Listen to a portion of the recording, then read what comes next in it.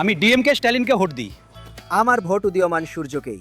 আমার যখন থেকে ভোট দেওয়ার বয়স হয়েছে তখন থেকে আমি রজনীরই পক্ষে। বিজয়, আমরা বিজয়কে ভোট দিতে চলেছি। এইবার আমি অবশ্যই পাল্টে ভোট দেবো। আমাদের একটা পরিবর্তন দরকার, তাই না? এটা একটা পাগলের মতো ভালোবাসা। একটা হলো টিভিকে আর একটা হলো ডিএমকে। হলো ডিএমকে। বিজয়কে ভোট দেব।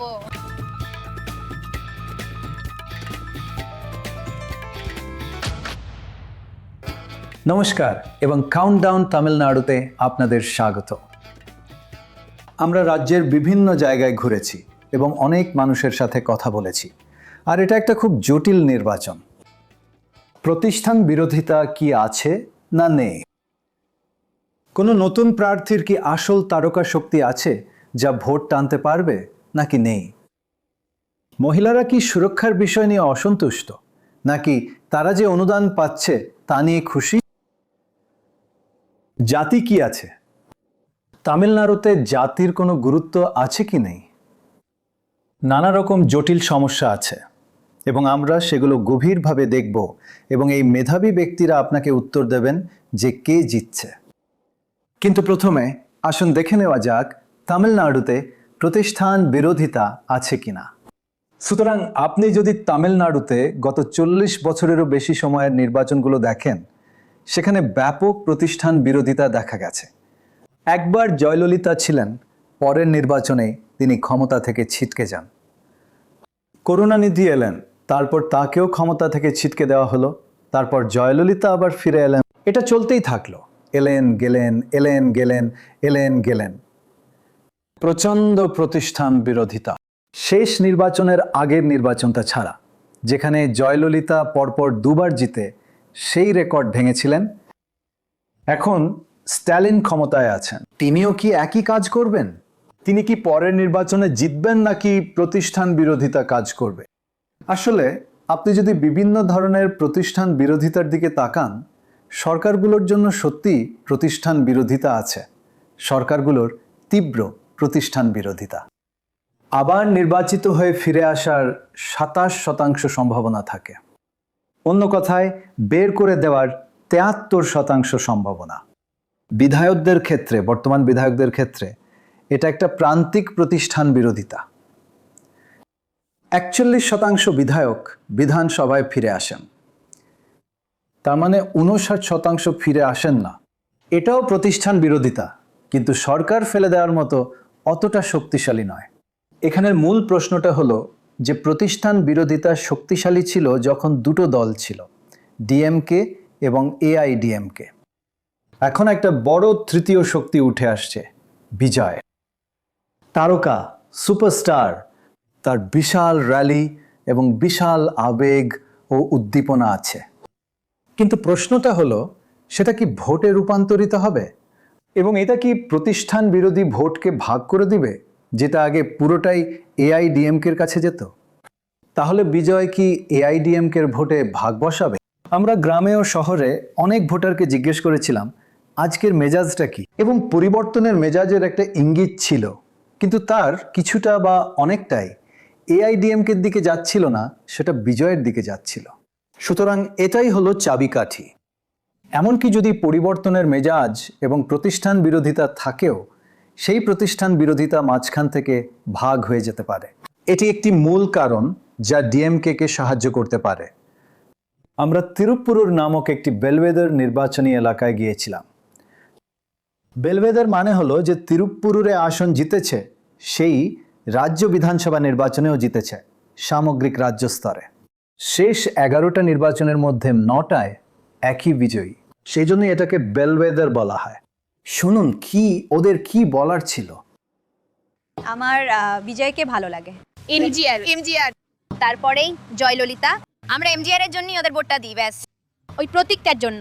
ইডিএম এডিএমকে। বিজয়কে ভোট দিবি? স্টালিনকে ভোট দিবে? হ্যাঁ, বিজয়কেই ভোট দেব। বিজয়কেই পুরোপুরি। বিজয়। পারা বিজয়। পুরো পরিবার বিজয়কে। ডিএমকে হলো ড্যাডি, মাম্মি, ওরা সবাই। ইয়াঙ্গলটা সবাই ডিএমকে, একদম নয়, শুধু বিজয়।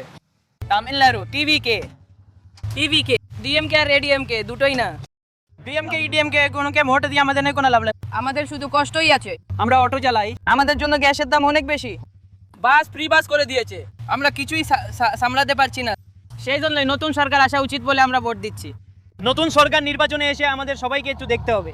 এই সরকার যদি ঠিক না থাকে তাহলে পরের বার আমরা লোক পাল্টে নেব। 5 বছর ধরে ডিএমকে তামিলনাড়ুকে ছারখার করে রেখেছে।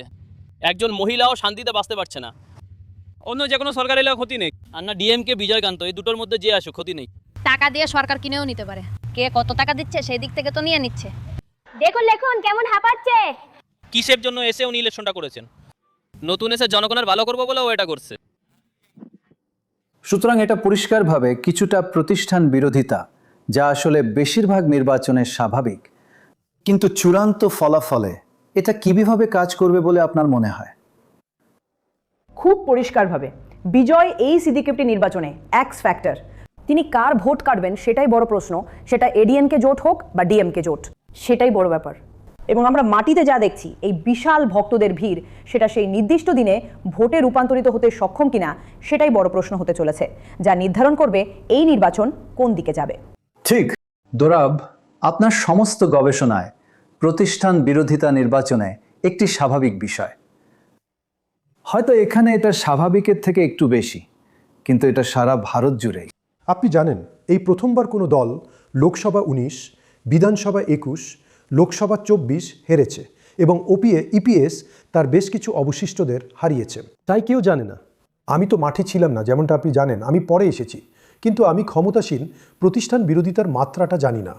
এবং বিজয়ের ক্ষেত্রেও আপনি সেদিন অন্য কারোর সাথে কথা বলছিলেন, সে বলল আপনাকে জনগণকে বুথে আনতে হবে। কতজন রেজিস্টার্ড? ওরা কি জানে ওদের বুথগুলো কোথায়? তাই আপনার একটা বিশাল পরিকাঠামো দরকার। ঠিক, মানুষের লোকেদের বুথে নিয়ে যাওয়ার জন্য, তারা কোথায় আছে তা চিহ্নিত করার জন্য, কারণ আমাদের মধ্যে বেশিরভাগ এইখানেই ক্যাডার ভিত্তিক দলগুলো লাভবান হয়। হ্যাঁ হ্যাঁ, একদম ঠিক। তরুণরা যারা সবেমাত্র রেজিস্টার করেছে তারা হয়তো জানেই না যে বুথটা কোথায় বা তারা রেজিস্টার্ড কিনা। ঠিক। শিখা, আপনার কি মনে হয়েছে? আপনি শত শত মানুষের সাথে কথা বলেছেন, এই নির্বাচনের সার্বিক মেজাজ আপনার কিরকম মনে হচ্ছে? তো হ্যাঁ, আমার মনে হয় মেজাজটা পরিবর্তনের পক্ষে। একটা শাসক বিরোধী হাওয়া আছে, এবং যখনই তারা পরিবর্তনের কথা বলে, তারা আসলে এআইএডিএমকের কথা বলে না, বরং তারা বিজয়ের কথা বলে। এখন ডিএমকে নেতারা, এআইএডিএমকে থেকে বেশি ডিএমকে নেতারা এই বিষয়টা জোর দিয়ে বলতে খুব চেষ্টা করছেন যে এর মানে আবশ্যিকভাবে এই নয় যে তিনি ভোট পাবেন, বুঝলেন? কারণ এরা ভক্ত এবং এটা ভোটে রূপান্তরিত হয় না। এবং যদিও কিছু লোক, কিছু যুবক যুবতী বলেছিল, জানেন, আমরা ওকে ভোট দেব এবং আমরা আমাদের বাবা মা এবং পরিবারের বড়দেরও ওকে ভোট দেওয়ার জন্য বোঝানোর চেষ্টা করব। ভোট দেওয়ার জন্য? হ্যাঁ।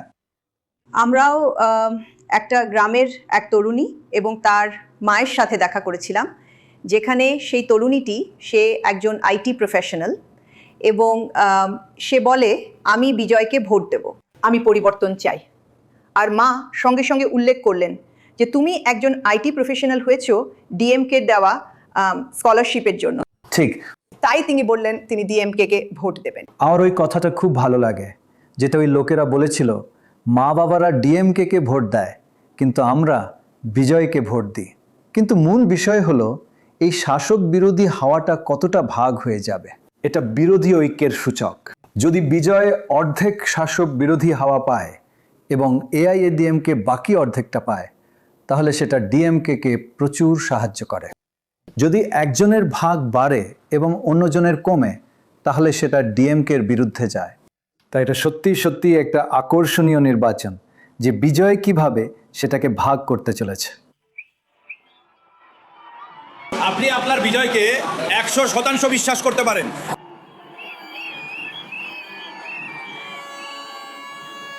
এটা একটা পাগলের মতো ভালোবাসা, কিন্তু এখন এটা একটা ফ্যান্ডমে পরিণত হয়েছে। ফ্যান্ডম থেকে ভোট, ভোট থেকে তিনি সিএম হবেন।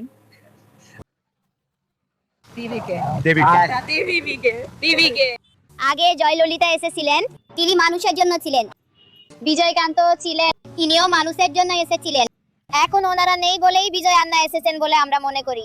তিনিও কিছু করতে হবে বলে ভেবেছেন, তাকেই ভোট দিতে হবে। যদি আমরা একটা সুযোগ দিই তাহলে আমরা দেখতে পারবো আগামী 5 বছরে কি হতে চলেছে। তাই আমরা তাকে সেটা করার জন্য একটা সুযোগ দিতে পারি। উনি এলে ভালো। আমাদের বাড়িতে 20টা ভোট আছে ওনার জন্যই, কিন্তু মেইন ইফ টিভি কে টিভিকে ইয়েস ডিএমকে। এখন বিজয়ের কথা, আমি একজন ফ্যান আর বিজয়কে খুব পছন্দ করি, কিন্তু উনি রাজনীতিতে আসছেন এটা আমি বুঝতে পারছি না। অভিনেতা এই পত্রটা ছেড়ে ওনার আসা উচিত, আমার এরকম একটা চিন্তা আছে, সেটা আলাদা। যদি কোনো একজন ব্যক্তি আমাদের জন্য কিছু করেন তাহলে আমাদের ওনার সমর্থনে দাঁড়ানো উচিত। আমি সেরকমই মনে করি, আমি সাপোর্ট করব, আমি অবশ্যই বিজয়কে সাপোর্ট করব। আমাদের একটা পরিবর্তন দরকার। হালাই ভাইয়ের বিজয় কি টিভিকে? আমাদের দাদা, আমি ভোট দেব, উনি আসবেন, সিএম হয়ে আসবেন, উনি আমাদের সবার জন্য ভালো করবেন, আমি ভোট দেব। এটা 3 বছর হয়ে গেছে, আসতে হবে। প্রথম ভোট থালাই ভারকেই। হালাই ভারকেই। আমি বেশ বেটার ফিল করছি, আমি ফিল করছি যে বিজয় থাকলে এই ভালোটা থাকবে। ছেলেমেয়েরা কেমন আছে, আমরা কেমন করছি তা ভেবেই আমরা করব। ওটা ইয়াঙ্গা স্টাইলে বিজয়। আমি এই পর্যন্ত সব পার্টিকে ভোট দিয়েছি, এইবার অবশ্যই একটা পরিবর্তনের জন্যই ভোট দেবো অবশ্যই। উনি করবেন, আমরা বিশ্বাস করি। আমাদের মন বলছে ওনাকে বিশ্বাস করতে, ওই ট্রাস্টটাই আছে, আর অন্য কোনো উপায় নেই। থালাপতি আসুন, এটাই আমাদের আশা। হ্যাঁ, উনি কি করবেন সেটা জরুরি না। ওনাকেই জনতা খুব পছন্দ করে, বিজয়কে। হ্যাঁ, যুবককে সবাই খুব পছন্দ করে। উনি ভালো করবেন বলে আমার দৃঢ় বিশ্বাস, সেই জন্যই আমি এসেছি। উনি ভোটের জন্য আসবেন, মুখ্যমন্ত্রী আসবেন। আমি শুধু এটাই বলছি যে ডিএমকে সবসময় ছিল, এআইএডিএমকে ওরাও ছিল, কিন্তু ওদের কোনো নেতা নেই। বিজয়ের দল নতুন, উনি একজন নেতা কিন্তু ওদের সমর্থন নেই। তাই আমি বলতে চাইছি, মানে এই দুটো দল সবসময় ছিল, ওদের পরিকাঠামো আছে, কিন্তু বিজয়ের দল উনি ওদের একজন নেতা আছে, কিন্তু ওদের পরিকাঠামো নেই। তাই শেষ পর্যন্ত এটা মানুষের ওপর নির্ভর করছে। জানেন তো, প্রতি 2-3 দশকে তামিলনাড়ুর দিগন্তে একজন তারকা আসেন। এবার তিনি বিজয়। এখন আপনার কি মনে হয় নির্বাচনী দিগন্তে আপনার ওপর এবং এমডিএমকের ওপর ওনার কি প্রভাব পড়বে? দেখুন, আপনি তুলনা করতে পারেন না মিস্টার বিজয়কে মিস্টার এমজিআর এর সাথে। না, এমজিআর অন্য স্তরের।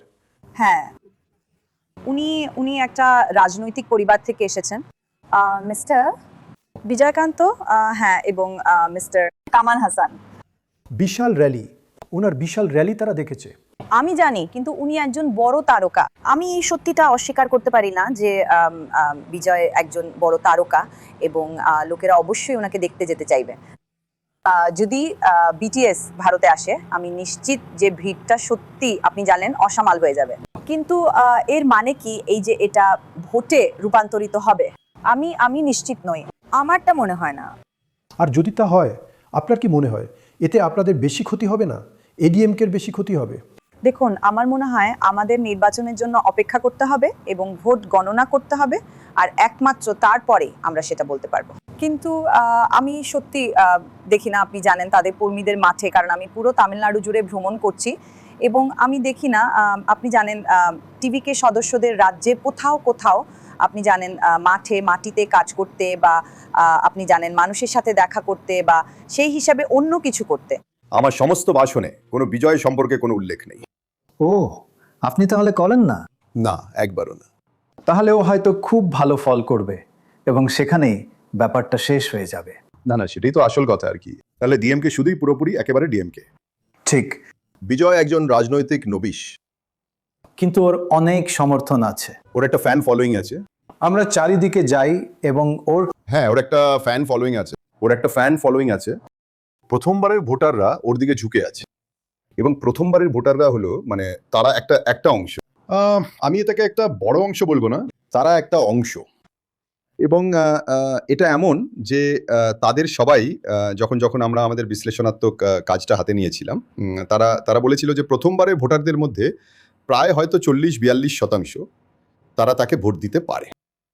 সুতরাং, এবং কিন্তু আমি এটা ফাঁস করতে চাই না যে এডিএমকে কতটা পাচ্ছে বা ডিএমকে পাচ্ছে, আমি চাই না হ্যাঁ সেই তথ্যটা ফাঁস করতে। কিন্তু একই সাথে বিজয়কে এখনো পরীক্ষা করা হয়নি। তিনি রাজনীতিতে একজন নবীন, লোকেরা জানে না সে কি করতে চলেছে। তিনি আজ পর্যন্ত মাটিতে পা রাখেননি। তিনি শুধু বাইরে বাসে করে প্রচার করছেন, ওইসব। উনি ওনার পার্টি চালু করার পর থেকে রাস্তায় এক পাও হাঁটেননি, পা রাখেননি। তাতে কিছু এসে যায় বলে মনে হচ্ছে না। লোকেরা সবাই বলছে মাত্রম বিজয়কে ওরা চায়। আমি সেইটাই তো আসল কথা।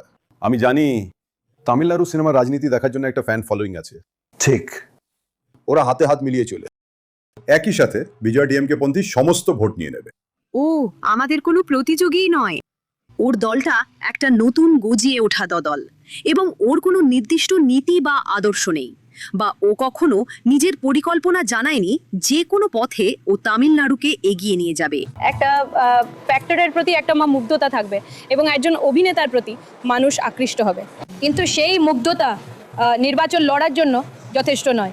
পারিবারিক হাওয়া, পারিবারিক ঢেউ মানে প্রত্যেক বাড়ির মা এবং নিজের মেয়ে ও ছেলে এবং বাবা সবাই আসছে। তারা আসলে পরিবর্তন চায়। আমরা লোকেদের জমায়েত করার জন্য এমনকি 1 টাকাও কখনো খরচ করি না। ডিএমকে এবং এডিএমকে টাকা খরচ করছে প্রত্যেক ব্যক্তিকে 3 এবং 300 টাকা, কোটি কোটি টাকা। 1970-এর দশকের পর এবং 50 বছর পর মানুষ পরিবর্তন চায়। তামিলনাড়ুর মানুষ 82% পরিবর্তন চান। এরপর মিস্টার করুণানিধি এবং আম্মা জয়ললিতা মানুষ একজন শক্তিশালী নেতা এবং কারিশমাই নেতা চেয়েছিলেন। সেই কারণেই তামিলনাড়ু সবসময় সিনেমার জগৎ থেকে আসা নেতাদের উপর নির্ভরশীল। আসলে মানুষ ইতিমধ্যেই আমাদের নেতার সাথে ভালোবাসা এবং বিশ্বাসের সাথে যুক্ত হয়ে গেছে। অবশ্যই আমরা সংখ্যাগরিষ্ঠতা নিয়ে জিততে চলেছি। আমরা সাধারণ মানুষের সরকার গঠন করব।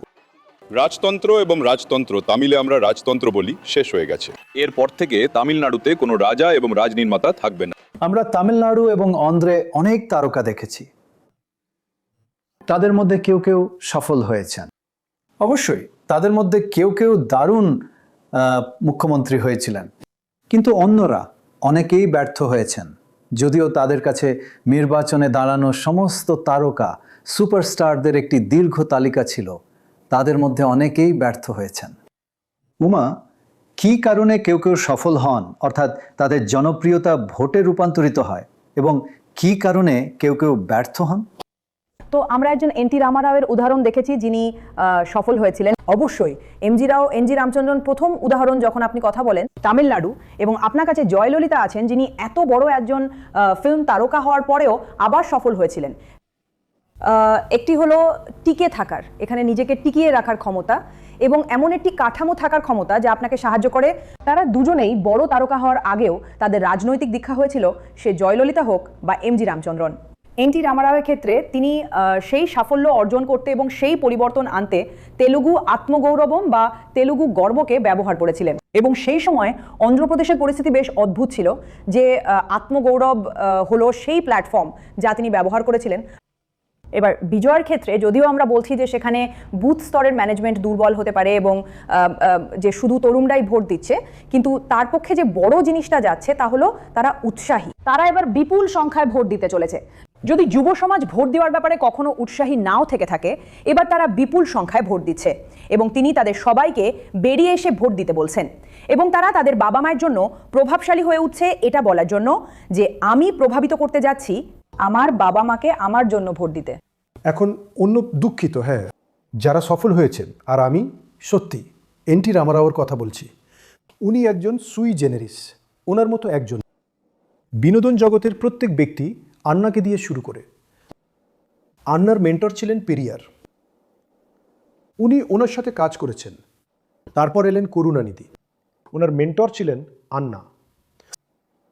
তারপর এলেন এমজিআর, উনি করুণানিধির সাথে কাজ করেছেন। তারপর এলেন জয়ললিতা, যিনি এমজিআরের সাথে কাজ করেছেন। আমার অভিজ্ঞতায় এনটিআর ছাড়া আর কোনো ব্যক্তি শূন্য থেকে উঠে আসেননি। এমনকি পবন কল্যাণও প্রথমবার যখন উনি দাঁড়িয়েছিলেন, উনি কিছুই করতে পারেননি। পবন কল্যাণ, হ্যাঁ। আর এখন উনি চন্দ্রবাবু নাইডুর সঙ্গে যাচ্ছেন, তাই কোনো স্টার নেই। একমাত্র আপনি জানেন উনি ছিলেন, এনটিআর ছিলেন, উনি ছিলেন চৈতন্য রথম, ভগবান কৃষ্ণের ভূমিকায় অভিনয় করতেন। তাই ওনার পক্ষে অনেক কিছু ছিল, আর আপনারও আমার সেটা খুব ভালো করে মনে আছে, কারণ পোলের সাথে যা হয়েছিল। ঠিক, তাই আমাদের মনে আছে যে এখন ওটা একটা লেট সুইং ছিল। আপনি এই বিষয়গুলো কেন তুলছেন? ওটা আসলে একটা লেট সুইং ছিল, কিন্তু প্রশ্নটা হলো যে আমার জানা মতে দক্ষিণে অন্য কোনো রাজনীতিবিদ প্রথমবারই সফল হননি। ওকে পরামর্শ দিয়ে চালনা করতে হয়েছে। ঠিক। তো আমি শুধু বলতে চাই, হ্যাঁ, আমি এমনটা বলছি না যে এই পর্যবেক্ষণগুলো বদলাবে না, হ্যাঁ, ওগুলো পাল্টাবে না, কিন্তু ওগুলো খুব আকর্ষণীয়। তো দেখা যাক। এখানে আমরা বিজয়কান্তের উল্লেখ এড়াতে পারি না, যিনিও একজন বিশাল তারকা ছিলেন এবং যার বিপুল সংখ্যক অনুগামী ছিল, এবং তার মৃত্যুর পরেও মানুষ জানেন তো, আমরা এমন একজনের সাথে কথা বলেছি যিনি আসলে বলেছেন যে সেই আনুগত্যের কারণে তাদের পরিবার সেই একই দলকে ভোট দিয়ে চলেছে। কিন্তু উনিও একা সফল হতে পারেননি। উনি তামিলনাড়ুতে একা দাঁড়িয়ে তৃতীয় শক্তি হিসেবে উঠে আসার চেষ্টা করেছিলেন, ঠিক যেটা বিজয় এখন করছেন। বিজয়কান্ত চিরঞ্জীবী। আমরা দেখেছি বিশাল জনতা চিরঞ্জীবীর সাথে সন্ধ্যা কাটিয়েছে, কিন্তু তারপর উনি সফল হতে পারেননি। কমল হাসান একটু আলাদা। লোকে বলে উনি একটু বেশি বুদ্ধিজীবী। রজনীকান্ত একটা দল গঠন করেছিলেন এবং 2020-তে সেটা বন্ধ করে দেন। ঠিক, একদম একদম। এবং উনি একজন বিশাল বিশাল তারকা। আপনি জানেন তাদের সবারই বিশাল দর্শক ছিল এবং এখন তা আরও বড় হচ্ছে, কারণ মানুষের ভ্রমণের ক্ষমতা বেড়েছে। ঠিক ঠিক ঠিক। কিন্তু আমার মনে হয় অতীতের মতো নয়, সে এমজিআরই হোক বা অন্যরাই। আপনি জানেন তামিলনাড়ুতে তারা এমন একটি মতাদর্শকে সমর্থন করতেন যা ছিল জাতিভেদ বিরোধী। আপনি জানেন সামাজিক ন্যায় বিচারের কথা বলতো। মনোযোগটা ছিল সাধারণ মানুষের সংগ্রামের উপর। মধ্যবিত্ত শ্রেণীর উত্থান এবং শিক্ষার সাথে সাথে এখানে এমন একজন আসছেন, আপনি জনগণের তাদের নায়কদের সম্পর্কে যে আকাঙ্ক্ষা, আমার মনে হয় তা বদলে গেছে। তাই বিজয়ের মতো একজন আসছেন যিনি নিজেকে এমন একজন হিসাবে তুলে ধরেছেন যিনি সিস্টেমের বিরুদ্ধে লড়ছেন, দুর্নীতির বিরুদ্ধে লড়ছেন। এবং আমার মনে হয় মানুষ আসরে আসা এই জীবনের চেয়ে বড় ব্যক্তিত্বটির দিকেই আকৃষ্ট হচ্ছে। এবং সেই অর্থে উনি অতীতে যে নায়করা রাজনীতিবিদ হয়েছিলেন বা রাজনীতিতে সফল হয়েছিলেন তাদের থেকে আলাদা, কারণ উনি নিজের সিনেমায় নিজেকে যেভাবে তুলে ধরেছেন। উনি আলাদা, হ্যাঁ। সুতরাং সংক্ষেপে বলতে গেলে এই নির্বাচনে বিজয়ের অবশ্যই একটি বিশাল প্রভাব আছে। শুধু ভিড়ই নয়, বা যে কারোর সাথে কথা বলুন, বিশেষ করে তরুণদের সাথে। আর আপনি শুধু শুনেন বিজয় বিজয় বিজয়। এটা একটা, দ্বিতীয়ত তিনি ডিএমকের জন্য ঘটা সেরা ঘটনা হতে পারেন যদি তিনি AIADMK এর ভোটে ভাগ বসান। আর অন্যান্য দিকও আছে যেগুলোতে আমরা যাব। যদি তিনি প্রায় একই পরিমাণ পেয়ে AIADMK এর ভোটে ভাগ বসান, তাহলে তার ডিএমকে অনেক সাহায্য করবে। এবারে আসা যাক আরেকটি মূল বিষয়ে যা নিয়ে সবাই কথা বলছে, তা হলো মহিলাদের সুরক্ষা। সাধারণ প্রতিক্রিয়া হলো যে মহিলারা নিরাপদ নন। আমি আমার বোনকে নিয়ে চিন্তিত। মদ, ড্রাগস আছে, আর তার কারণেই লোকেরা মহিলাদের শ্লীলতাহানি করছে। এটা গোটা রাজ্য জুড়েই রয়েছে এবং গুরুত্বপূর্ণভাবে মহিলাদের ভোট খুব গুরুত্বপূর্ণ হতে পারে। পুরুষদের চেয়ে মহিলা ভোটার বেশি আছে। এটি দ্বিতীয় সর্বোচ্চ রাজ্য। কেরালাতে পুরুষদের চেয়ে 2.7% বেশি মহিলা ভোটার রয়েছে এবং তামিলনাড়ুতে আছে 2.2। তালিকার শেষে আছে মহারাষ্ট্র এবং উত্তরপ্রদেশ। মহিলা ভোটারের সংখ্যা পুরুষদের থেকে অনেক কম। মহারাষ্ট্রে 4% কম মহিলা এবং উত্তরপ্রদেশে 6.7% কম মহিলা। কিন্তু এখনো পর্যন্ত মহিলারা কিভাবে ভোট দিয়েছেন? এটা কি নির্বাচনকে প্রভাবিত করেছে? আসলে তা নয়। পুরুষ ও মহিলারা উভয় দলকেই প্রায় সমান ভোট দিয়ে সমর্থন করে এবং আপনি পুরুষদের পরিসংখ্যান দেখতে পারেন। ডিএমকে 46%, AIADMK 41, মহিলাদের 47%, AIADMK 41। তাই আশ্চর্যের বিষয় হলো যে মহিলাদের নিরাপত্তা একটি নির্বাচনী বিষয় হয়ে ওঠার বিষয়ে এই আসল আলোচনা এবং ভয় রয়েছে। এবং অন্যদিকে আপনি যদি কেন্দ্রীয় সরকারের ডেটা দেখেন, তামিলনাড়ুতে মহিলাদের নিরাপত্তা ভারতের সেরা। তামিলনাড়ুতে প্রতি 1 লক্ষ মহিলার মধ্যে অপরাধের হার 23.2%। এবং আপনি যদি দিল্লির কথা ধরেন, সেখানে প্রতি 1 লক্ষ মহিলার মধ্যে 114টি অপরাধ ঘটে। সুতরাং মহিলারা আসলে ভারতে সবচেয়ে নিরাপদদের মধ্যেই পড়েন।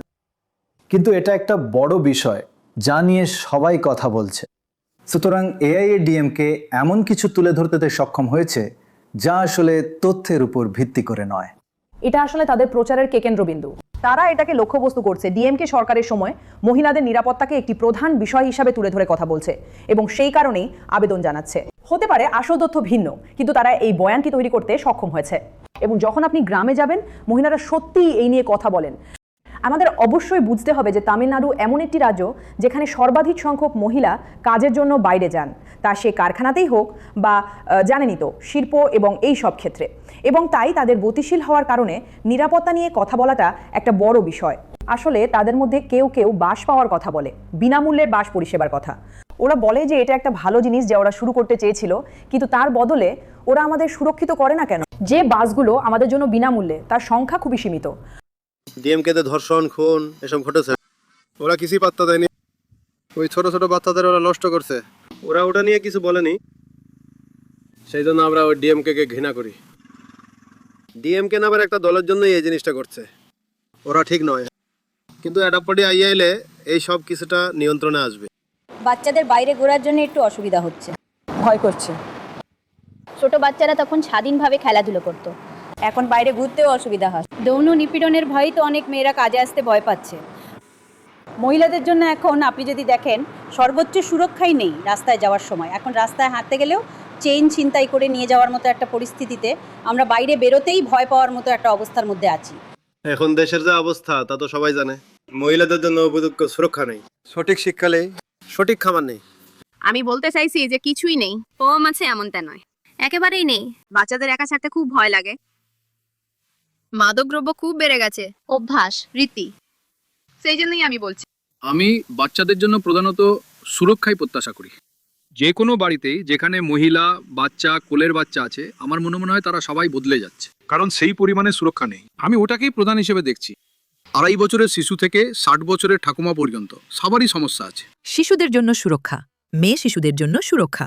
প্রথম হলো ডিএমকের 5 বছরের শাসন। প্রধান কারণটা হলো মহিলাদের সুরক্ষার উপর ভিত্তি করে আইন ও শৃঙ্খলা। শুধু মহিলাই নয়, শিশুদের সুরক্ষাও। গত 5 বছরে তামিলনাড়ুতে 8700টি খুন হয়েছে, যার মধ্যে 2100টি খুন ছিল মহিলাদের খুন করা হয়েছে, যার মধ্যে 361 জন ছিল শিশু, যার মধ্যে 38 জন শিশুকে ধর্ষণ করে খুন করা হয়েছিল। তামিলনাড়ুতে এমনটা কখনো হয়নি। প্রতিদিন 35 জন শিশুর উপর নির্যাতন করা হচ্ছে, কিন্তু সেটা মাত্র 10%। 90% সামনে আসে না, আমরা জানি না। প্রতিদিন 25 জন মহিলার বিরুদ্ধে মামলা করা হচ্ছে। 62 হাজার শিশুর মধ্যে মামলা করা হয়েছে সেই লোকেদের বিরুদ্ধে যারা গত 5 বছরে 62 হাজার শিশুর উপর নির্যাতন করেছে, যার মধ্যে 27 হাজার মামলা পকসো। এটা কেন হচ্ছে? কারণ একদিকে অ্যালকোহল, অন্যদিকে আছে drugs, narcotic drugs, substance abuse, আর এখানে অ্যালকোহলের অবাধ চল। যখন ডিএমকে ক্ষমতায় এসেছিল তখন ট্যাসম্যাকের রাজস্ব ছিল 35,000 কোটি। আজ 5 বছরে এটা 56,000 কোটি হয়েছে। ওদের 4,800টা ট্যাসম্যাক দোকান আছে, ওদের 1,500টা ক্লাব আছে এই অ্যালকোহল আর এইসব জিনিস বিক্রি করার জন্য। ওদের 25,000 সান্দাকাদা আছে। সান্দাকাদা মানে দুটো ট্যাসম্যাক দোকানের মাঝের দোকান, যারা অ্যালকোহল বিক্রি করে 24 ঘন্টা। যে অ্যালকোহলটা ট্যাসম্যাকে পাওয়া যায় সেই একই অ্যালকোহল এখানে বিক্রি হয়। আর তারপর আপনি নাম বলুন, তামিলনাড়ুতে এই নার্কোটিক ড্রাগস পেয়ে যাবেন। সে গাঁজা এখানে খুব সাধারণ, সে cocaine, heroin, fentanyl, অ্যামফেটামাইন, LSD, methyl অ্যামফেটামাইন, যা আপনি আমেরিকায় পাবেন তা এখানেও পেয়ে যাবেন। এবং এখানে যখন আপনি এটা এখানে পান, এখন আমি শহরের মতো জায়গায় দেখি না, প্রত্যেক গ্রামে আপনি তা এখানে পান। এবং মুখ্যমন্ত্রী পুলিশের জন্য দায়ী, এটা তার নিয়ন্ত্রণের অধীনে আসছে, তার একেবারেই কোনো ধারণা নেই যে কি হচ্ছে। কিন্তু শিখা তার বিরুদ্ধে যেতে পারল, যেটা দেশের সবচেয়ে নিরাপদ রাজ্য, এবং হঠাৎ করে মহিলাদের নিরাপত্তাই সবচেয়ে বড় বিষয় হয়ে উঠল। আমি মনে করি সেখানে এই আখ্যানটি একরকম ছড়ানো হয়েছে, মানে এআইএডিএমকে এবং বিরোধীদের দ্বারা, কিন্তু সফলভাবে। এবং ডিএমকে কি এর মোকাবিলা করছে? হ্যাঁ, ডিএমকে উদাহরণস্বরূপ বলে যে এই আসল সত্যিটা যে 41% মহিলা কারখানায় কাজ করতে যায় তামিলনাড়ুতে, যা ভারতের সমস্ত কারখানার কর্মীদের মধ্যে তাদের 41% তামিলনাড়ুতে রয়েছে। তার মানে হলো মহিলারা বাইরে যায়। এখন তারা যদি অসুরক্ষিত বোধ করত, তাহলে কি তারা বাইরে গিয়ে এই কারখানাগুলোতে কাজ করত? এবং এই জায়গাগুলোতে ওরা করবে না। আর অন্য যে জিনিসটা আমার মনে হয় সেটা হলো, জানেন, ওরা এটাকে মদ আর ড্রাগসের সাথে যুক্ত করেছে। আপনি যেখানেই বলুন, আপনি মহিলাদের বলতে শুনবেন, ও জানেন, যেহেতু গ্রামগুলোতে মদের ব্যবহার আর ড্রাগসের ব্যবহার বেড়ে গেছে, আমরা অসুরক্ষিত বোধ করি। মানে এই বিষয়গুলো নির্বাচনে আসেই। কিন্তু যখন তথ্যগুলো সত্যিই সম্পূর্ণ বিপরীত, তার মানে এই নয় যে এটা সত্যিই একটা সুইংয়ে পরিণত হয় না। অবশ্যই আমার মনে হয় এটাকেই বলে পারসেপশন ইস্যু, যেমনটা ওই ভদ্রলোকও সেদিন বলেছিলেন। ঠিক। সুতরাং এটা ধারণা, বাস্তবতা নয়। কিন্তু আমার আরও মনে হয় যে এমজিআর এবং জয়ললিতা প্রধান নেতা ছিলেন। জানেন, এটা একটা বেশ নরম সংস্করণ। এটা শক্তিশালী ডিএমকের পুরুষালী পার্টি নয়। জানেন, অবস্থানটা একটু হালকা, এবং আমি মনে করি যে সেটা বছরের পর বছর ধরে এআইএডিএমকে সাধারণভাবে মহিলাদের ক্ষেত্রে একটু নরম ভাবমূর্তি দিতে সাহায্য করে থাকতে পারে। শুধু মহিলাদের সুরক্ষার জন্য নয়, বরং আমরা মহিলাদের প্রতি বেশি সদয় এই ধরনের ব্যাপার। উদাহরণস্বরূপ সম্প্রতি থুতুকুড়িতে যে ঘটনাটা ঘটেছে, ওই কিশোরীকে ধর্ষণ করে খুন করা, এবং সেটা হয়ে উঠল মিডিয়াতে এত প্রচার পেল যেটা সারা রাজ্য জুড়ে একটা আবেগের সংযোগ তৈরি করলো, যে আমাদের তরুণী, আমাদের কম বয়সী, জানেন, বাড়ির মেয়ে বা বাড়ির মহিলারা যখন বাড়ির বাইরে পা রাখে তখন তারা সুরক্ষিত নয়। সুতরাং সেই আখ্যানটাই এখানে সুরক্ষিত না থাকার ব্যাপারে মানুষের কল্পনাকে ধরে ফেলেছে। হ্যাঁ, কিন্তু এটা তথ্যের বিরুদ্ধে যায়। এটা দেশের সবচেয়ে নিরাপদ রাজ্য। এটাই তো স্ববিরোধিতা। আমি নিশ্চিত নই যে যখন কোনো কিছু তথ্যের বিরুদ্ধে যায় তখন সেটা আসল ভোটে পরিণত হয়। আবার ঠিক যেমন বিজয়ের বিশাল জনতা ভোটে পরিণত হবে কিনা, তেমনি মহিলাদের নিয়ে এই প্রচার কি ডিএমকের বিরুদ্ধে ভোটে পরিণত হবে যখন এটা দেশের সবচেয়ে নিরাপদ রাজ্য? দেখুন, আমি যদি বিরোধী পক্ষ হই তাহলে এটা প্রচার করতে আমার সুবিধা হয়। হ্যাঁ, এটা কাজ করবে কি করবে না আমরা জানি না, কারণ ঠিক, মানে বিরোধী পক্ষের প্রচার করতে পারাটা একটা ভালো জিনিস। ঠিক। কেউ বলবে না এটা দেশের সবচেয়ে নিরাপদ রাজ্য। ঠিক। সরকারেরই এটা বলা উচিত। ঠিক। কিন্তু হয়তো লোকেরা এটা বিশ্বাসও করবে না। ঠিক। আর এছাড়াও যদি আপনি অর্থনীতির ডেটা দেখেন, এটা দেশের অন্যতম ধনী রাজ্যগুলির মধ্যে একটি, প্রথম 5টির মধ্যে, এবং সবাই বিভিন্ন দিক নিয়ে অভিযোগ করছে। সুতরাং যেমন আপনি বললেন, বিরোধী দল তাদের কাজই হলো সমস্যা তুলে ধরা। প্রশ্ন হলো, ডিএমকে কি যথেষ্ট ভালোভাবে এর মোকাবিলা করছে, বিশেষ করে নিরাপত্তার বিষয়ে? আমরা মানুষকে দিচ্ছি, এমনকি গতকাল যখন আমি প্রচার করছিলাম, আমি পরিসংখ্যান জানেন নিয়ে কথা বলছিলাম, অন্যান্য রাজ্যের সাথে তুলনা করছিলাম, এবং বলছিলাম যে তামিলনাড়ু অনেক ভালো করছে, এবং এটাও যে জানেন জাতীয় গড় চার্জশিট দাখিলের ক্ষেত্রে, জানেন অভিযোগের ক্ষেত্রে যখন মহিলাদের বিরুদ্ধে অপরাধের কথা আসে, তামিলনাড়ুতে 91% এবং জাতীয় গড় প্রায় 70+। তাই আমরা সেই দিক থেকেও অনেক ভালো, এটা দেখার জন্য যে ন্যায় বিচার হচ্ছে। এবং অবশ্যই যখন লোকেরা জানেন কথা বলছে 66,000 এবং 32,000, 47,000 নিয়ে, সেই সব রাজ্যে যেখানে বিজেপি সরকারে আছে, আমরা কথা বলছি, আমি এটা কোনো অজুহাত নয়, এমনকি ওই সংখ্যাটাও থাকাটা যুক্তিযুক্ত নয়। কিন্তু যে অপরাধগুলি ন্যাশনাল ব্যুরো অফ রেকর্ডস থেকে এসেছে, তাতে বলা হয়েছে তামিলনাড়ুতে মহিলাদের বিরুদ্ধে অপরাধ, সব ধরনের অপরাধ মিলিয়ে হলো 8,000। অনেক কম। কিন্তু হ্যাঁ, কিন্তু ধারণাটা মনে হচ্ছে না ওরা তৈরি করেছে, ওরা সেটা সামলে নিয়েছে। না, ওরা এই ধারণাটা তৈরি করেছে। আর দেখুন, এদাপ্পাডি পালানিস্বামী যখন ওই পোলাচ্চির ঘটনাটা ঘটেছিল, উনি অপরাধীদের বাঁচানোর জন্য সর্বশক্তি দিয়ে চেষ্টা করেছিলেন। কিন্তু আজ তামিলনাড়ুতে মুখ্যমন্ত্রী এটা নিশ্চিত করেন যে যখন মহিলাদের বিরুদ্ধে কোনো অপরাধ ঘটে, যত তাড়াতাড়ি সম্ভব যারা এই অপরাধের সঙ্গে যুক্ত তাদের গ্রেফতার করা হয় এবং সুবিচার করা হয়। কিন্তু আমার এখনো মনে হয় ওরা পারে না, ওরা সরকারের বিরুদ্ধে কিছু বলতে পারে না। আর এটাই সেই ন্যারেটিভ যেটা ওরা জানেন ছড়িয়ে আসছে বিজেপি এবং এআইএডিএমকে। আরেকটা মূল বিষয় হলো এআইএডিএমকে এর বিজেপির সাথে জোট বাঁধা। এটা কি একটা ইতিবাচক না নেতিবাচক দিক? আপনি যদি বেশ কিছু নির্বাচন দেখেন, জাতীয় দলগুলোর তুলনায় সারা ভারতে এবং তামিলনাড়ুতে আঞ্চলিক দলগুলির উত্থান অসাধারণ। আসুন এআইএডিএমকে এবং ডিএমকে দেখা যাক তামিলনাড়ুর দুটি প্রধান আঞ্চলিক দল। বিগত বছরগুলোতে তাদের ভোটের শতাংশ অনেক বেড়ে গেছে, এবং এর বিপরীতে আপনি যদি এখানকার জাতীয় দলগুলোর দিকে তাকান, বিগত বছরগুলোতে তাদের ভোট ধারাবাহিকভাবে কমেছে। সুতরাং এটা আঞ্চলিক দলগুলির উত্থান। সুতরাং একটা জাতীয় দলের সাথে জোট বাঁধা, এটা কি একটা ভালো জিনিস না নয়? আমরা এখানে বিজেপির ভাবমূর্তির অন্যান্য দিকগুলোতে আসব, যেটা তামিলনাড়ুতে ঠিক সেরা নয়। অন্যতম প্রধান দলগুলোর মধ্যে একটি, যেটির এখানে সবচেয়ে বেশি পতন হয়েছে এবং এটা সবাই জানে, সেটি হলো কংগ্রেস। এটা বিপর্যয়কর হয়েছে। সবশেষে এই আঞ্চলিক দলগুলোর বৃদ্ধি কি শুধু তামিলনাড়ুতেই? না, এটা সারা দেশ জুড়েই। কেন্দ্র রাজ্য সম্পর্ক, কেন্দ্রের রাজ্যগুলোকে শোষণ করার চেষ্টার ফলে সৃষ্ট বৈরিতার অর্থ হলো এই যে আঞ্চলিক দলগুলোর বৃদ্ধি হয়েছে। শুধু এটা দেখুন, 1991 সাল থেকে তারা কতটা বেড়েছে। ওরা লাফিয়ে বেড়েছে। আজকের নির্বাচনে সবচেয়ে দ্রুতত বর্ধনশীল ঘটনা হলো আঞ্চলিক দলগুলোর উত্থান। তাহলে দোরাব, বিজেপির সাথে জোট বাঁধাটা কি এআইএডিএমকে এর আর একটা ভুল হতে পারে?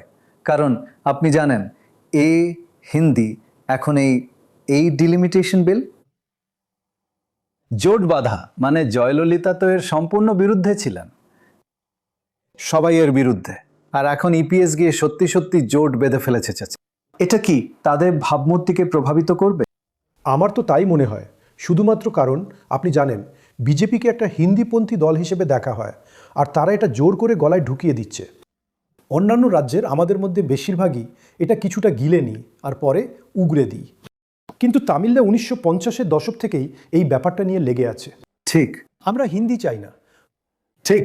এবং আপনি এখানে এমন একটা দল নিয়ে আসছেন যেখানে জানেন আপনি হিন্দি চাপিয়ে দেন। আমার মনে হয় এটা, আমি জানি না এর জন্য কতগুলো ভোট খোয়াতে হবে। এবং এই যে বিলটা সবে এসেছে, যেটার মধ্যে হিন্দিও আছে, ত্রিভাষা সূত্র, জানেন এখানে 3টে ভাষা, উত্তরে 2টো ভাষা। জানেন এটা এমন এক ধরনের ক্ষোভ তৈরি করে, যা এমন একটি দলের পক্ষে খুব কঠিন যে দল তার ভাষা নিয়ে খুব গর্বিত। আপনি এমন কোনো রাজ্যে যাচ্ছেন না যেখানে ভাষাটা নতুন, লোকেরা কি, এটা একটা পুরনো, হাজার হাজার বছরের পুরনো ভাষা, তাই ভাষাটা নিয়ে প্রচুর গর্ব আছে। এবং যখন আপনি কোনোভাবে এটাকে আঘাত করার চেষ্টা করেন, জানেন তারা এটাকে খুব খুব ব্যক্তিগতভাবে নেয়, এবং এর জন্য আপনাকে ভোট খোয়াতে হবেই। আপনি কি এটা বলছেন যে বাংলা এর থেকেও ভালো, না কি নয়? না, বাংলা তো এটা একটা সমস্যা, কিন্তু না, প্রশ্নটা হলো, ভুলবেন না, বাংলা হিন্দি পরিবারেরই ভাষা, ভারতীয়। এটা একটা আলাদা ভাষা, এটা একটা দ্রাবিড় ভাষা, ওরা শিখতে চায় না। কিন্তু কেন্দ্র রাজ্য বহিরাগতদের নিয়ে পুরো ব্যাপারটা, হ্যাঁ, উভয়ের ক্ষেত্রেই সাধারণ। হ্যাঁ, এটা কেরালায় ঘটে না, কারণ এটা কংগ্রেস বনাম ঠিক তাই, বামপন্থীরা। কিন্তু কেন্দ্র বনাম রাজ্যের এই বিষয়টা গুরুত্বপূর্ণ, এবং ভাষা এখানে একটা খুব গুরুত্বপূর্ণ ভূমিকা পালন করে। এবং আরও জানেন, যদিও এখন অনেক মানুষ মন্দিরে যায়, মানে আসলে দলগুলো ডিএমকে খুব একটা মন্দিরপন্থী দল ছিল না। জানেন, ওরা সবাই নিজেদের নাস্তিক বলে দাবি করত। আমি অবাক হব না স্টালিন বলেন যে উনি একজন নাস্তিক। কাজেই জানেন, এই দেব দেবীদের টেনে আনাটা ভোট জেতার জন্য বিশেষভাবে ভালো কিছু নয়। হ্যাঁ, তাহলে বিজেপির সাথে এআইএডিএমকে জোট বাঁধাটা কি ক্ষতি করবে? যদিও লোকসভা নির্বাচনে তারা 3% থেকে বেড়ে 10% ভোট পেয়েছিল, কিন্তু তারা সাধারণত প্রায় 3%ই পায়। তামিলনাড়ুতে তারা যে বিজেপির সাথে জোট বেঁধেছে, সেটা ডিএমকে লাভ এবং এডিএমকের ক্ষতি, ঠিক? এবং সেটা ইতিমধ্যেই 2019-এ ঘটেছিল। যেমন 2019-এর জয়ের ব্যবধানটা এই কারণে ছিল না যে এডিএমকে ততটা অজনপ্রিয় ছিল, কারণ আমরা সেটা প্রমাণ করতে পারি, কারণ 2 বছর পরে রাজ্যের নির্বাচনে এডিএমকে বিজেপির একই জোট 40% ভোট পেয়েছিল। কিন্তু 2 বছর আগে এমপি নির্বাচনে এডিএমকে বিজেপির একই জোট মাত্র 30% ভোট পেয়েছিল। অনেক বড় পার্থক্য, 30 থেকে 40। কাজেই এই বিজেপির জোটটাই এডিএমকের আঞ্চলিক দল হওয়ার এবং রাজ্যের অধিকার রক্ষা করার যে পরিচয়, সেটাকে প্রশ্নবিদ্ধ করে। মানে আবারও বলছি, আমরা সমীক্ষা করি, আমাদের সমীক্ষাগুলো খুবই স্পষ্ট। ডিএমকে ইতিবাচক, নেট পজিটিভ, অর্থাৎ পারে। আপনি কি বিশ্বাস করেন যে এই দলটা রাজ্যের অধিকার রক্ষা করবে, আপনার পরিচয় রক্ষা করবে, আপনার ভাষা রক্ষা করবে? নেট পজিটিভ সময়ের সাথে সাথে হয়তো +30s বা +40s বা +50, এডিএমকে হলো মাইনাস মাইনাস মাইনাস। বিজেপির সাথে জোটবদ্ধ হওয়ার পর থেকে পজিটিভের চেয়ে নেগেটিভই বেশি হয়েছে। যখন তারা বিজেপির সাথে ছিল না তখন তাদের বেশ ভালো পজিটিভ রেটিং ছিল। সুতরাং এটা অবশ্যই আমাদের জন্য একটা প্লাস, কারণ তারা তাদের নীতি বিসর্জন দিচ্ছে। আমাদের খুব বেশি দূর যেতে হবে না, আমরা বলি প্রত্যেকবার কুমারী। জয়ললিতা বলেছিলেন, তিনি বলেছিলেন, আমি একবার ভুল করেছিলাম, আমি আর এই ভুল করব না, আমি কখনো তাদের সাথে যোগ দেব না। এবং যখন তিনি এখানে ছিলেন তিনি কখনো কোনো গ্রহণ করেননি, তিনি জিএসটি গ্রহণ করেননি, তিনি নিট গ্রহণ করেননি, তিনি উদয় স্কিম ক্ষমতার পুনর্গঠন গ্রহণ করেননি। সুতরাং এই সব কিছু যখন আপনার একজন শক্তিশালী নেতা এবং একটি শক্তিশালী আঞ্চলিক দল ছিল, আপনি নিজের অবস্থানে দৃঢ় থাকতে পারতেন। মুখ্যমন্ত্রী বারবার নতুন করে কাঠামো দিচ্ছেন। এই নির্বাচন তামিলনাড়ু বনাম এনডিএ বা তামিলনাড়ু বনাম দিল্লির মধ্যে, এই কথাটার মানে কি? প্রথম দিন থেকেই আমরা এই দৃষ্টিকোণটাই তো নিচ্ছি, তাই না? ওটা প্রত্যেক নির্বাচনে উনি বলেন এটা কোনো সাধারণ নির্বাচন, প্রত্যেক র্যালিতে উনি বলেন সাধারণ নির্বাচন নয়, এটা তামিলনাড়ু আর দিল্লির মধ্যে নির্বাচন, আর তামিলনাড়ু আর এনডিএ বা ডিএমকে আর এনডিএর মধ্যে নির্বাচন, এইরকম কিছু একটা প্রত্যেক, আপনি জানেন, র্যালির ট্যাগলাইন। কাজেই এখানে ডিএমকের মূল প্রচারটা ছিল দিল্লি বনাম তামিলনাড়ু, এবং ডিএমকে বলছে যে আমরাই তামিলনাড়ু। আর একটা ছিল ভাষার সমস্যা, দ্বিতীয়টা ছিল সমস্ত আর্থিক এক ধরনের সম্পদের বন্টনে অসাম্য, যা নিয়ে তামিলনাড়ু বারবার কথা বলে আসছে, এবং অর্থের সমস্যা।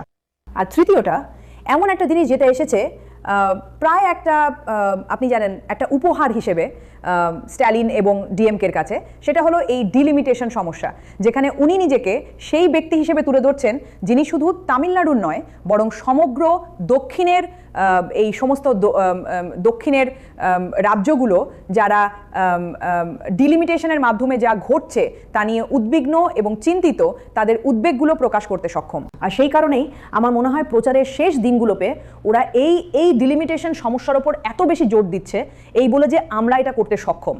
এর মাধ্যমে উনি দুটো জিনিস অর্জন করছেন। এক, উনি এআইএ ডিএমকেকে লড়াইয়ের বাইরে রাখছেন, উনি এটাকে ডিএমকে বনাম বিজেপি লড়াই হিসেবে তুলে ধরছেন, এবং টিভিকে কোনোভাবে একপাশে সরে যাচ্ছে, কারণ আমরাই তামিলনাড়ুর স্বার্থ দেখার জন্য সক্ষম। আমার মনে হয় বিজয় এই ব্যাপারে একরকম খুব চালাকির পরিচয় দিয়েছেন। তো উনি বিজেপির আদর্শকে আক্রমণ করছেন, আর ডিএমকের ক্ষেত্রে উনি তাদের রাজনীতিকে আক্রমণ করছেন। কাজেই উনি এটা খুব স্পষ্ট করে দিচ্ছেন যে উনি দ্রাবিড়ীয় আদর্শ অনুসরণ করেন, ডিএমকের রাজনীতিরই উনি বিরোধী। উনি ডিএমকে বলেছেন থিয়া শক্তি, অশুভ শক্তি, এবং উনি বলেছেন যে বিজেপি হলো আদর্শগত শত্রু। হ্যাঁ, সেই কারণেই উনি সেই সময়ে বিজেপির সাথে হাত মেলাতে পারতেন না।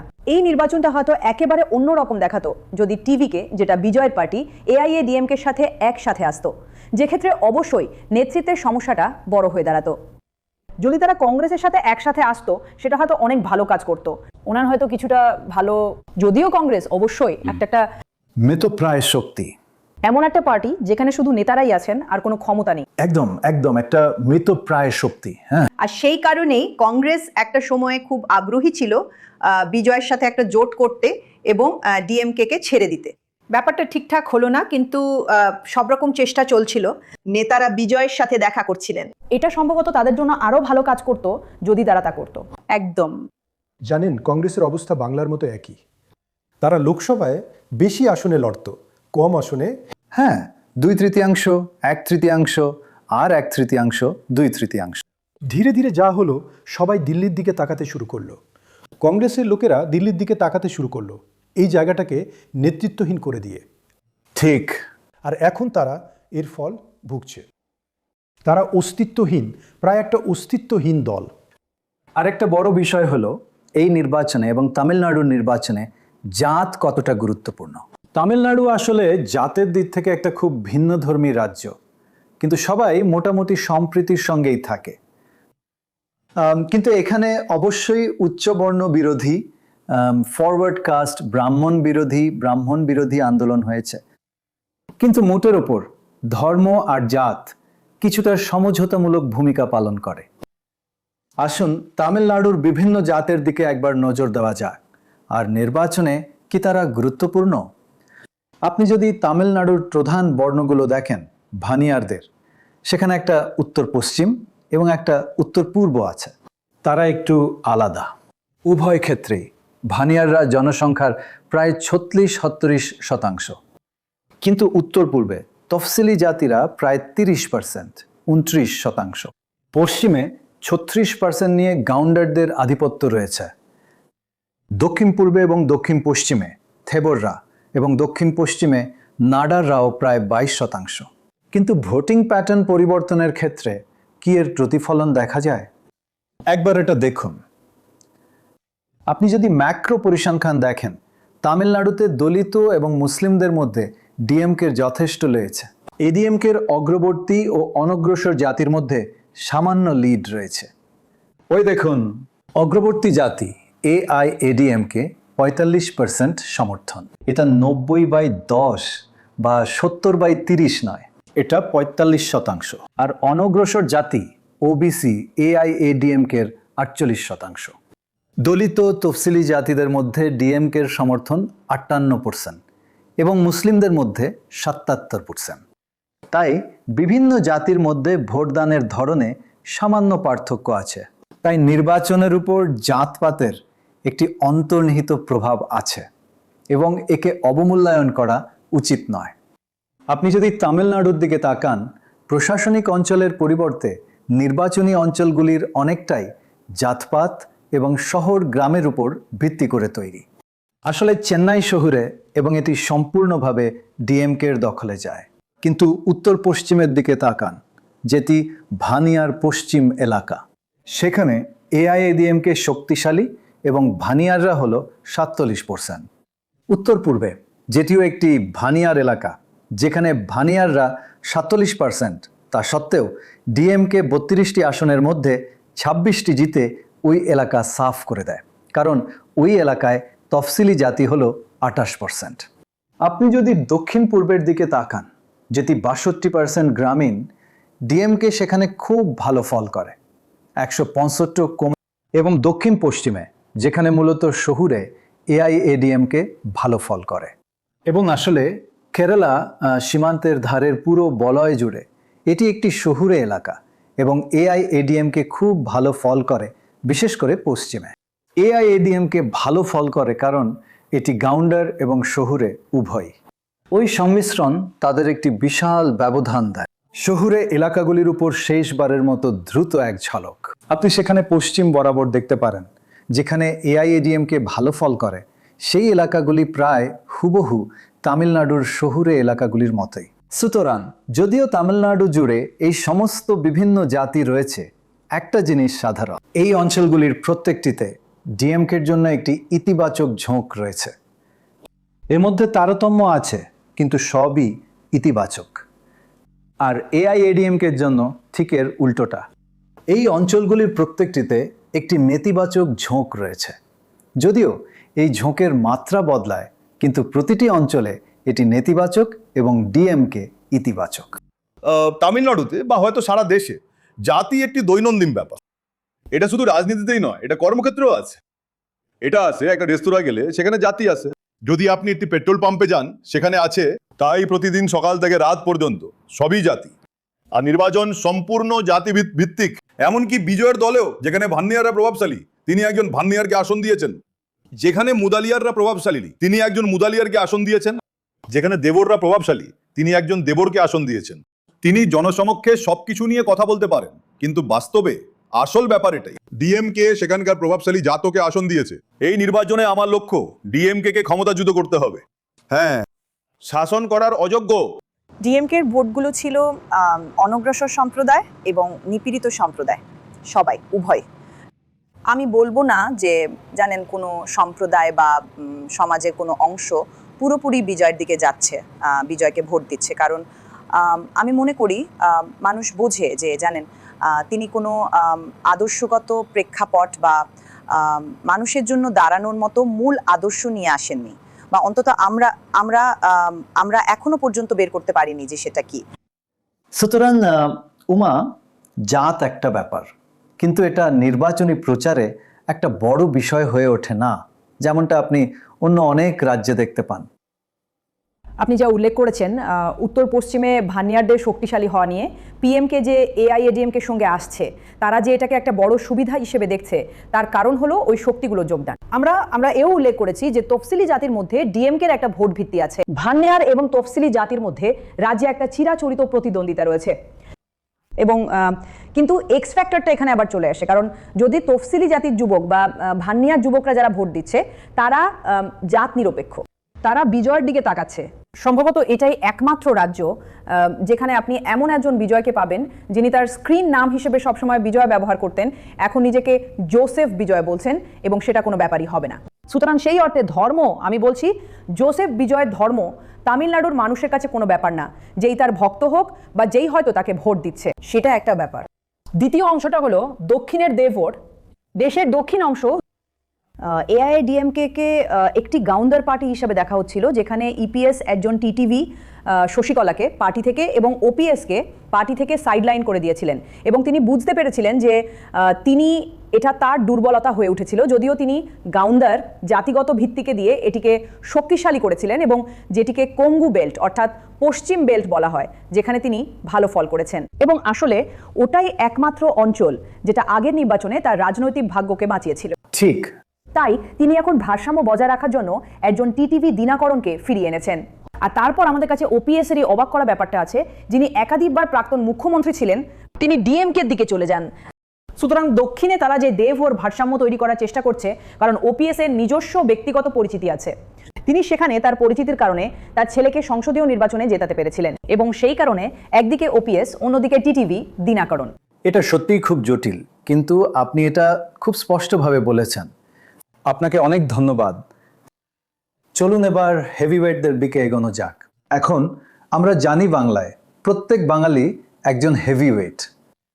এখানে এমনকি সুপার হেভিওয়েটাররাও আছেন, মানে তারকাদের তারকা। দুটো বড় জোটে মোট 26টা দল আছে। তাই সবকটা দলের কথা না বলে আমরা যেটা করব সেটা হলো আমরা শুধু সেই দলগুলোকেই নেব। দয়া করে সবকটার কথাই বলুন। যাদের অন্তত 10টা আসন আছে এবং তাদের প্রত্যেকটা থেকে একজন করে নেব, বড় দলগুলো ছাড়া। তাহলে এআইএডিএমকে দিয়ে শুরু করা যাক। এআইএডিএমকের অন্যতম প্রধান শরিক হলো পিএমকে। পিএমকে 18টা আসনে লড়ছে। এটা একটা ভনিয়ার দল।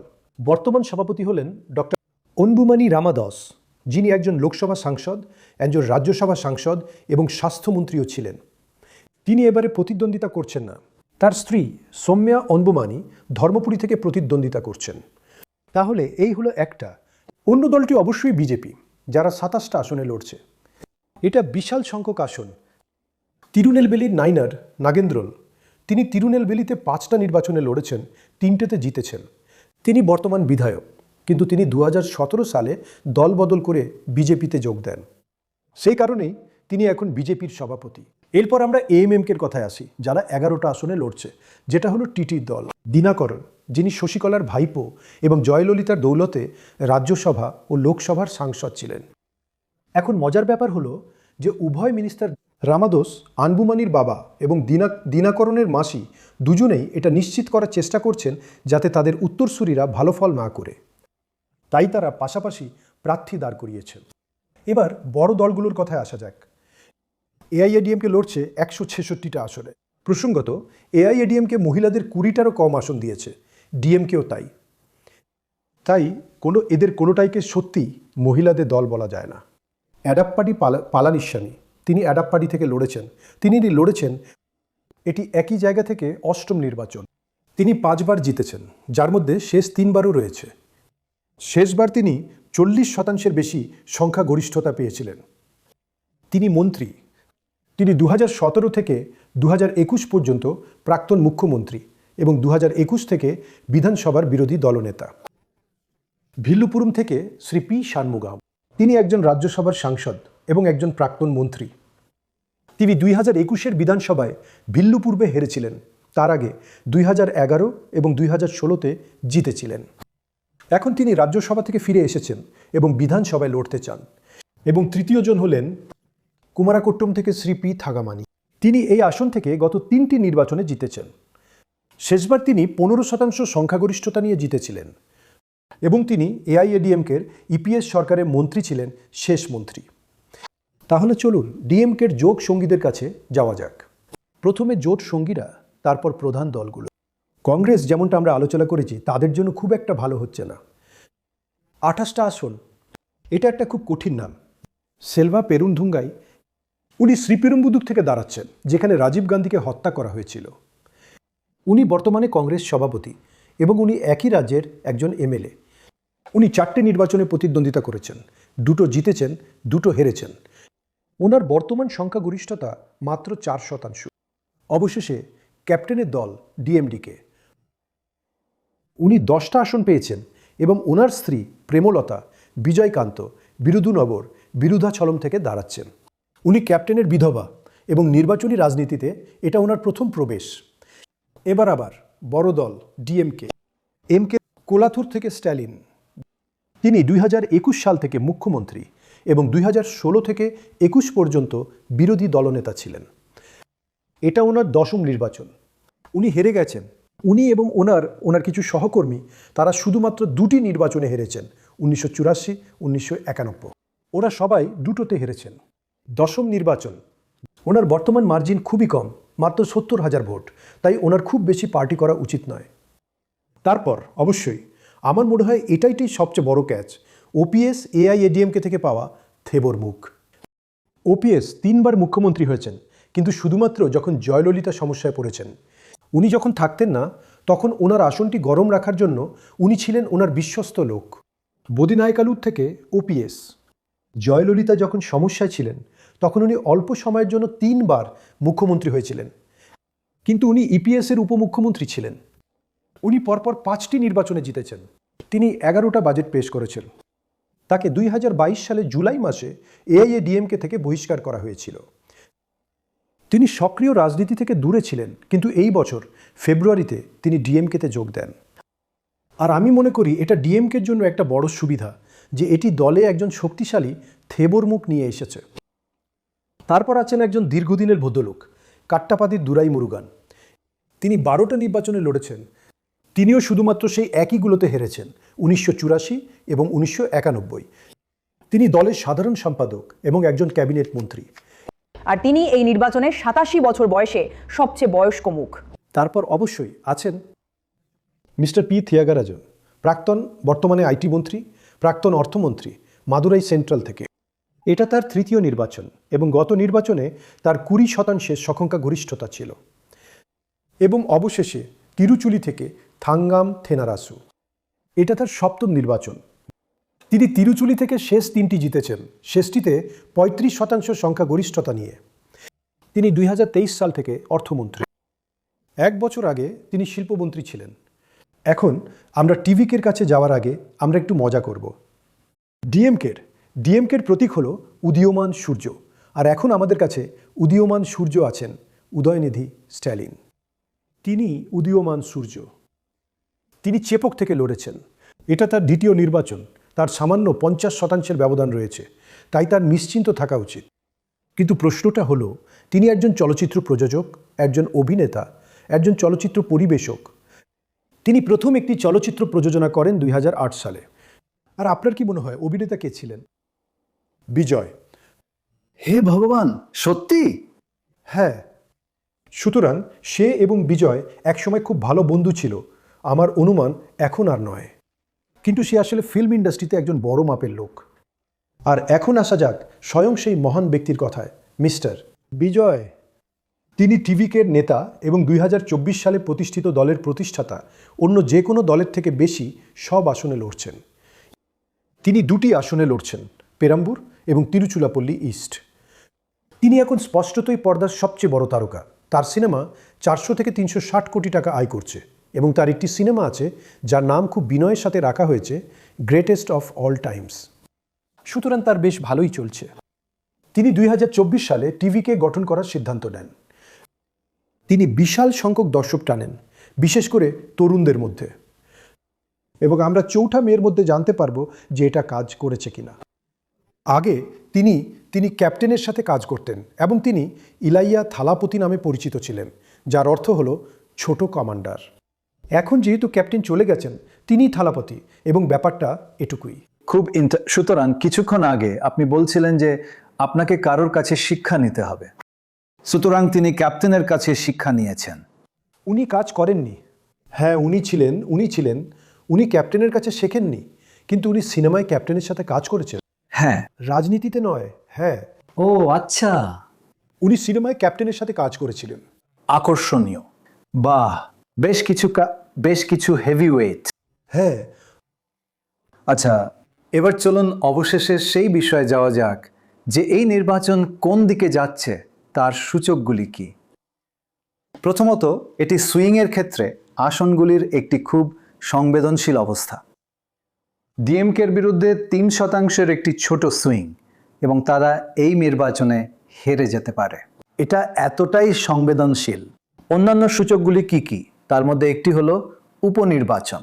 শুধু দেখুন ডিএমকে উপনির্বাচনে কতটা ভালো ফল করছে। 3টি উপনির্বাচন হয়েছে এবং সেগুলিতে ডিএমকের দিকে ভোটের মোট ছিল +14% এবং এই 3টি উপনির্বাচনে এডিএমকের বিরুদ্ধে ভোটের মোট ছিল -10%। সেটা এআইএডিএমকের জন্য কিছুটা উদ্বেগের সূচক হবে। এআইএডিএমকের জন্য আরেকটি উদ্বেগের কারণ হলো স্থানীয় নিকায় নির্বাচন। ডিএমকে সেই 2022 সালে স্থানীয় নিকায় নির্বাচনে আক্ষরিক অর্থেই একচেটিয়া জয়লাভ করেছিল। তারা পৌর নিগমে প্রায় 5 গুণ বেশি পেয়েছিল, পৌরসভায় 3 থেকে 4 গুণ বেশি এবং নগর পঞ্চায়েতে এআইএডিএমকে বিজেপি সম্মিলিতভাবে যা পেয়েছিল তার চেয়ে প্রায় 3 গুণ বেশি পেয়েছিল। সুতরাং এটি আরেকটি লক্ষণ যা নিয়ে ডিএমকে খুশি হবে এবং এআইএডিএমকে হয়তো চিন্তিত হবে, কিন্তু এটা ছিল 4 বছর আগের কথা, তাই 4 বছরে পরিস্থিতি বদলায়। অবশেষে সাম্প্রতিক লোকসভা নির্বাচনের সূচকগুলির ব্যাপারে কি বলা যায় সেদিকে একবার দেখুন। এআইএডিএমকের আসলে তীব্র পতন হয়েছে আর বিজেপির তীব্র উত্থান হচ্ছে। কিন্তু প্রথমে ডিএমকে, এটা 45 থেকে বেড়ে প্রায় 47 হয়েছে। এআইএডিএমকে 33 থেকে কমে 23 হয়েছে। 2024-এ বিধানসভা এবং লোকসভা নির্বাচনের মধ্যে এটা 10%-এর পতন। বিজেপির 2.6 থেকে 11.3-এ উঠেছে। এটা একটা বিশাল উন্নতি। আর পিএমকে মোটের উপর প্রায় 4%-এ স্থির ছিল। আবার ডিএমকে এবং বিজেপির জন্য কিছুটা ইতিবাচক খবর, দুজনেই লোকসভা নির্বাচনেও মোটামুটি ভালো ফল করেছে। লোকসভা এবং বিধানসভার ক্ষেত্রে তামিলনাড়ুর ভোটারদের আচরণগত বিজ্ঞান আলাদা, তাই বিধানসভার আখ্যান এবং শাসকদের প্রতি অন্তর্নিহিত স্রোত নির্বাচনের মাত্র কয়েক মাস আগেই জানা যাবে। আমরা শুরু থেকেই খুব স্পষ্ট ছিলাম, এটা দ্রাবিড়ীয় প্রধান দলগুলির মধ্যে এআইএডিএমকে বনাম ডিএমকে। কিন্তু যেহেতু একজন নবাগতকে নিজের জায়গা তৈরি করতে হয়, তাকে শাসককে চ্যালেঞ্জ করতে হয়। তাই টিভিকে মিস্টার বিজয় ডিএমকের বিকল্প হিসেবে নিজেকে প্রতিষ্ঠা করতে শুরু করেন, যেখানে ডিএমকে বিশ্বাস করেছিল যে সেটা প্রতিষ্ঠান বিরোধী ভোট তাদের পক্ষে নিয়ে যেতে সাহায্য করতে পারে, যাতে আমরা জিততে না পারি। কিন্তু রাজনৈতিক আবহাওয়া এবং গতিবিধি সত্যি দ্রুত বদলে গেল। এখন এটা দ্রাবিড়ীয় প্রধান দলগুলোর মধ্যে। এটাই হলো মাঠের বাস্তবতা। অবশেষে জনমত সমীক্ষাগুলো কি বলছে এইগুলো এখানে। এটি হলো একটি পোল অফ পোলস, যেখানে বেশ কয়েকটি জনমত সমীক্ষাকে একসাথে নেওয়া হয়েছে। মনে রাখবেন, সংখ্যাগরিষ্ঠতা হলো 118। পোল অফ পোলস বলছে ডিএমকে জোট পাবে 143। এটা একটু অর্ধেক সংখ্যার থেকে বেশ অনেকটাই বেশি। বিজেপির সাথে এআইএডিএমকে পাবে 82, টিভিকে যেটা বিজয়ের পার্টি পাবে 8 এবং অন্যান্যরা 1। সুতরাং 143, 82, 8 এবং 1, যা ডিএমকের একটি স্পষ্ট জয় দেখাচ্ছে। কিন্তু তামিলনাড়ুতে সমীক্ষাগুলো কতটা সঠিক? আসলে এগুলো খুবই সঠিক। বিগত বছরগুলিতে সঠিকতার হার 90%। এর কারণ সম্ভবত তামিলনাড়ুতে সমীক্ষায় উত্তরদাতারা সত্যিটা বলে এবং 90% একটি খুব ভালো স্ট্রাইক রেট, তাই না? খুব ভালো, চমৎকার স্ট্রাইক রেট।